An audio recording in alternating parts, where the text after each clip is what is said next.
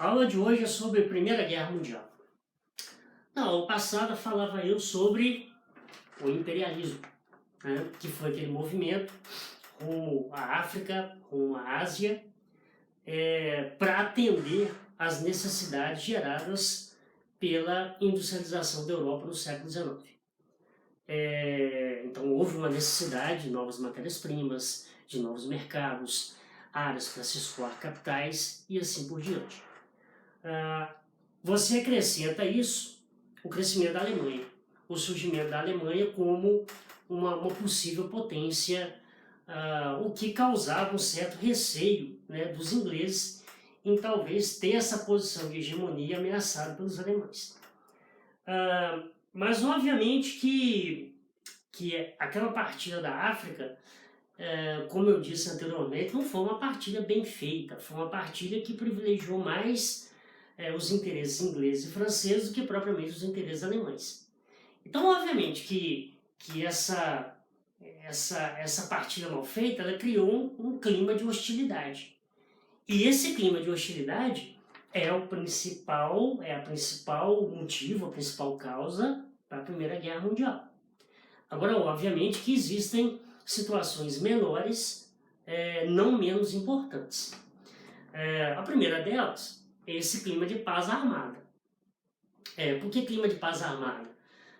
Todo mundo está se armando até os dentes, porém, diante da opinião pública, a Europa vivia assim, o esplendor da Belle Époque, onde a possibilidade de um conflito era inexistente.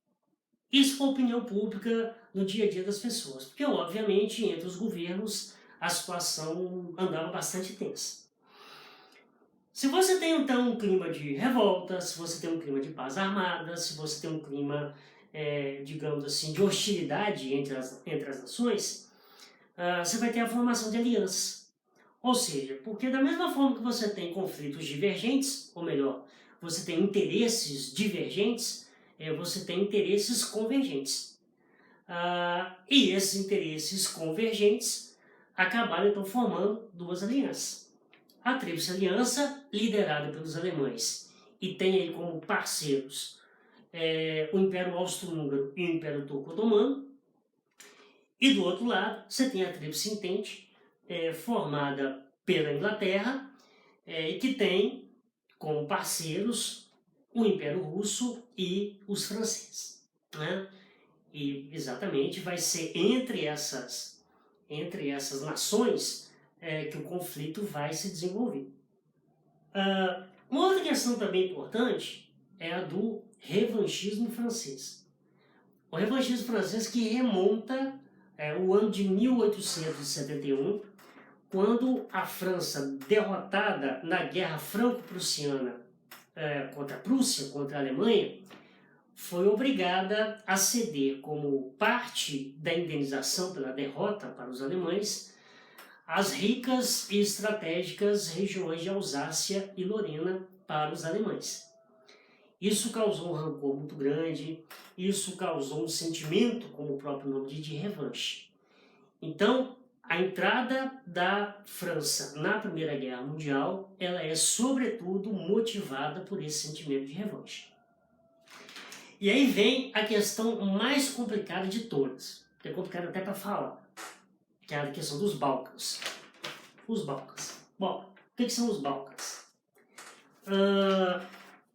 Esta região, você tem aqui nesse mapinha, como era a Europa antes da Primeira Guerra Mundial. Note a presença de três grandes impérios. O Império Alemão, né? A Alemanha era uma monarquia, era um império. Você tem o Império Austro-Húngaro. Você tem o Império Turco. Esses estão do mesmo lado. E você tem um império inimigo, que é o Império Russo. Então, na verdade, você tem quatro grandes impérios, né, que disputam ou que estão envolvidos diretamente nesse balaio de gato que são os Balcãs. Mas qual que é a causa desse balaio de gato? Bom, a região ela é dominada por esses impérios. E obviamente que nessa região você tem algumas minorias que estão insatisfeitas com essa dominação, como é o caso da Sérvia. A Sérvia, que já fora, né, um grande império, um grande reino feudal, né, alguns nacionalistas almejam em recriar esse grande império na região. Só que para isso ela tem que afastar a presença do Império Austro-Húngaro e do Império Turco-Otomano. E ela vê que ao se aproximarem dos russos, é uma forma de ter esse anseio resolvido, realizado. Por sua vez, o Império Austro-Húngaro quer aumentar a sua influência.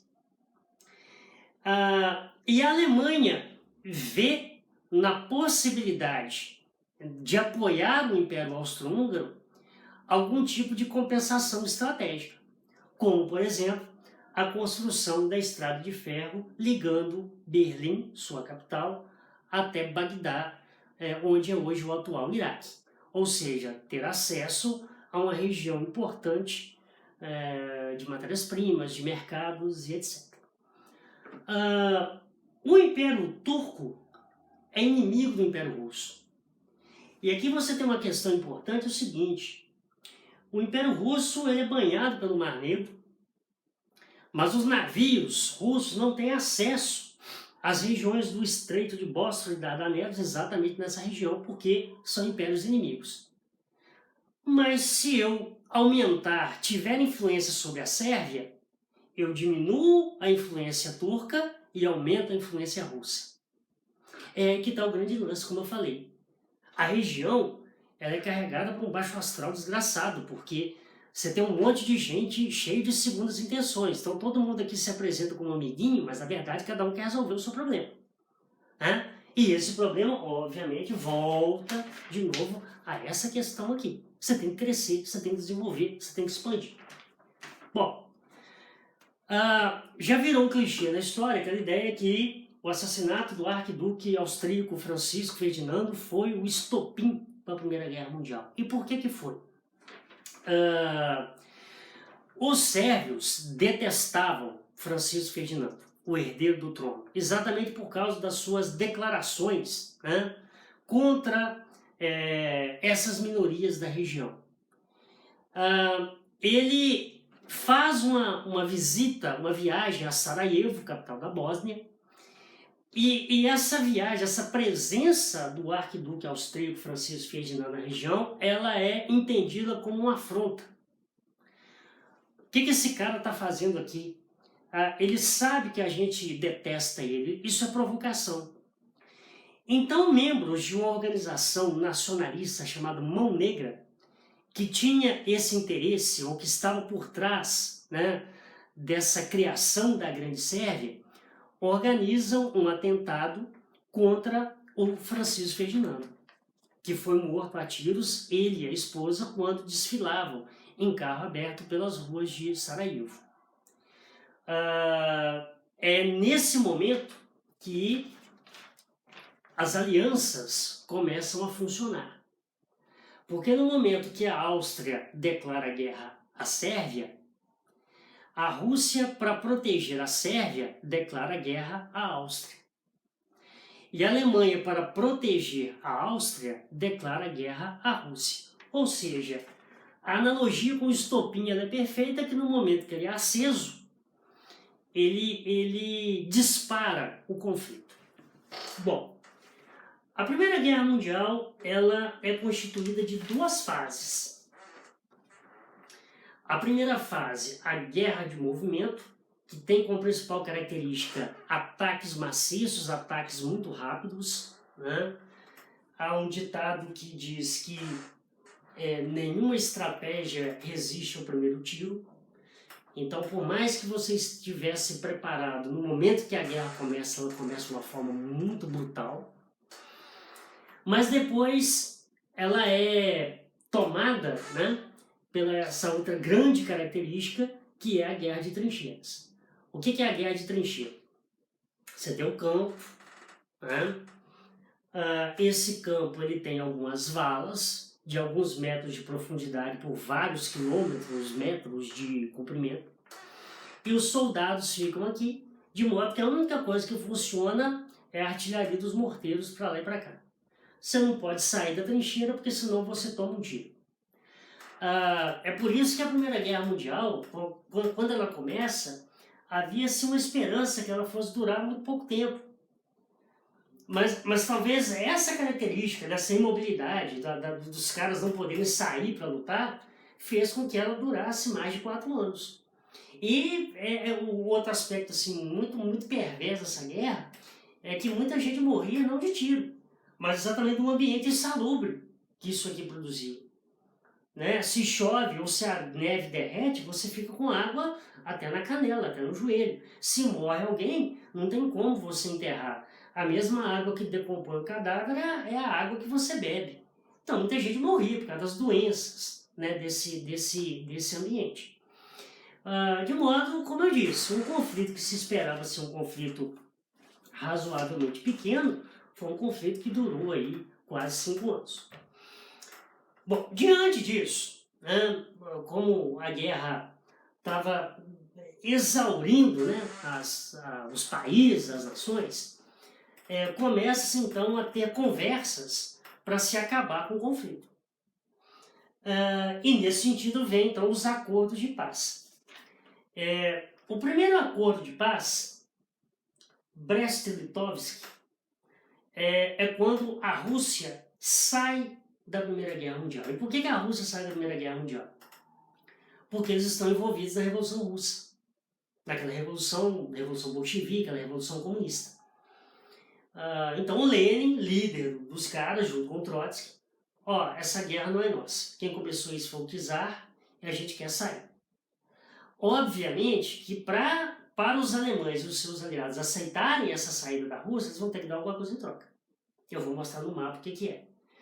Mas, por esse tratado, a Rússia sai da guerra, se retira da guerra. Ela não é derrotada, ela simplesmente abandona, sai da guerra. O que é interessante, isso aqui não chegou a ser aplicado, mas a ideia é boa. Os 14 pontos de Wilson. Wilson, presidente dos Estados Unidos, Woodrow Wilson, que propôs a ideia de uma paz sem vencedores. Cada um vá para sua casa com o seu prejuízo. Porque o Woodrow Wilson sacou o seguinte, se houver humilhações, se houver derrotados, pode haver o sentimento de revanche. E esse sentimento de revanche pode conduzir a um segundo conflito. Então vamos acabar com a guerra, cada um vai para sua casa, vamos fingir que nada aconteceu. Agora, obviamente, que é muita ingenuidade a gente achar que os ingleses, por exemplo, iriam aceitar isso. Eles querem ferrar com a Alemanha, porque eles têm medo da Alemanha. A Alemanha até que aceitou essas condições. Os ingleses não. E os ingleses, ao invés de aceitarem os 14 pontos de Wilson, impuseram aos alemães, vistos agora como derrotados, como os culpados pela guerra, e na condição de culpados e na condição de derrotados, obrigados a arcar com todo o prejuízo da guerra. E aí que vem um negócio complicado, que é exatamente aquilo que o Woodrow Wilson previa. Se a gente promover humilhações, essas humilhações podem gerar um sentimento de revanche. É por isso que entre alguns historiadores, o Eric Hobsbawm, por exemplo, ele fala que, na verdade, não há uma separação entre a Primeira e a Segunda Guerra Mundial. Elas são a mesma coisa, elas tiveram uma breve interrupção, mas, na verdade, a Segunda Guerra começa no momento que se impõe o Tratado de Versalhes aos alemães. A Alemanha não podia ter aviação, a Alemanha não podia ter marinha de guerra, o exército alemão seria limitado a um pequeno contingente de soldados. Todas as regiões industrializadas da Alemanha passariam para o controle da França, além de Alsácia-Lorena voltarem para os franceses. Então, assim, isso criou, né, na verdade, é a origem de um segundo conflito que vai se iniciar em 39. Logo quando o Hitler assume o poder na Alemanha em 33, a primeira coisa que ele faz é começar a descaradamente desrespeitar o Tratado de Versalhes. E nada foi feito. E o porquê disso a gente vai ver depois. Bom, quais as consequências da Primeira Guerra Mundial? Eu costumo dizer que você falar que uma guerra teve mortos e feridos, isso é óbvio. A gente tem que ir um pouquinho além disso, né? Então, além dos mortos e feridos, que isso é óbvio, você tem algumas situações mais importantes. Mudanças territoriais. O mapa da Europa mudou. Então, veja, a Europa era assim, a Europa passou a ser assim. Qual que é a principal mudança que a gente pode destacar aqui? Não tem mais aqueles impérios. A Alemanha foi transformada em república, a República de Weimar. A gente fala Alemanha por força do hábito, mas o nome oficial é República de Weimar. O Império Austro-Húngaro se desmembrou em Áustria e Hungria. O Império Turco-Otomano se desmembrou, virou Turquia e outros países do Oriente Médio. E o Império Russo, olha, professor comunista, virou União Soviética comunista. Né? A gente vai ver depois a Revolução Russa. Então essa é a primeira ideia. Perceba que aquela área que foi, toda essa área colorida aqui, mais forte, era uma região que pertencia à Rússia e foi cedida à Alemanha e seus aliados como uma compensação para que a Alemanha aceitasse a saída dos russos da guerra. Essa região não volta para o Império Russo, não volta, aliás, não volta para a União Soviética. É criado um monte de países, tá? Que na verdade qual que era a ideia? Criar uma espécie de cordão sanitário, isolando os comunistas da Europa Ocidental. Então, esses países foram criados com esse objetivo, com esse intuito, criar esse cordão sanitário. Então, essas são as principais mudanças territoriais na Europa. Declínio do liberalismo, e aí você tem a ascensão do fascismo. É interessante isso porque, na verdade, quando se impõe à Alemanha, né, essas pesadas sanções do Tratado de Versalhes, e os governantes da Alemanha, agora a República de Weimar, coniventes com esse tratado, isso criou uma espécie de vácuo de representatividade, ou seja, os alemães eles não se sentiam representados por aquele governo.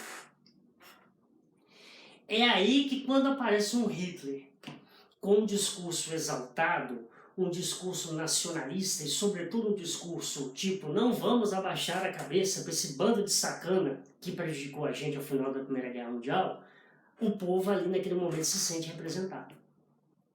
E vê que talvez essa ideia de liberdade em meio à miséria não era interessante.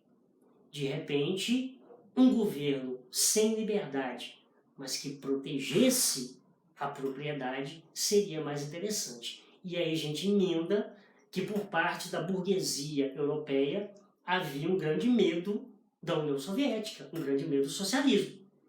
Então essa é uma das justificativas para não conter o avanço do Hitler nesse momento. A ascensão dos Estados Unidos é a maior de todas. Europa em declínio, os Estados Unidos em ascensão. A Europa agora tem que se dedicar à sua reconstrução. Os Estados Unidos participaram da guerra? Sim. Só que por uma questão geográfica, não houve destruição dos Estados Unidos. Houve na Europa. E aí tem um outro lado importante também, que os Estados Unidos sempre tiveram uma indústria bélica muito poderosa, muito forte. E, obviamente, para quem tem uma indústria bélica forte e poderosa, uma guerra é sempre a possibilidade de se fazer um bom negócio. E os Estados Unidos faziam, tanto com alemães quanto com ingleses. Liga das Nações, o embrião da ONU. Na época não serviu para nada. Porque essa ideia da Liga das Nações, que ela fosse um organismo voltado para promover a paz e evitar a guerra, no momento que ela não fez nenhuma coisa nem outra, ela tornou-se inútil. Nós vamos ver por que dessa sua inutilidade. No Brasil também tem uma consequência importante para o Brasil, que é a industrialização. Como assim? Olha, o Brasil sempre foi um grande comprador, um grande importador de produtos da Europa. Só que, obviamente, com a guerra paralisou a indústria. Para piorar, navios brasileiros que iam para a Europa para buscar mercadorias começaram a ser afundados, torpedeados. Então você tem uma situação: ou você fica sem as suas mercadorias, que você tanto precisa, ou você passa a produzi-las. E aí o Brasil optou por produzir essas mercadorias.